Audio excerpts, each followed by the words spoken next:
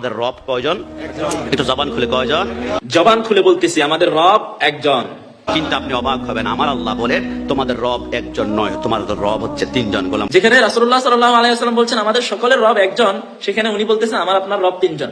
চলেন তিনজন কে কে একটু ওনার মুখেই শুনি। রব শুনেছি একজন। আরে আমি বলছি না, আমার আল্লাহ বলেন আল্লাহ রব সারা জীবন শুনেছি একজন। তিনজন কোথায়? আমার আল্লাহ বলে কোরআনেই তো তোমাদেরকে বলেছি আমার তোমাদের রব তিনজন। আল্লাহ এত বছর ধরে মানুষ পড়াশোনা কইরা বের করতে পারে নাই কোরআনের রব তিনজন, কিন্তু উনি রিসার্চ করে বের করে ফেলছে কোরআনের রব তিনজন। আল্লাহ বলছে, দেখি আল্লাহ কোথায় বলছে।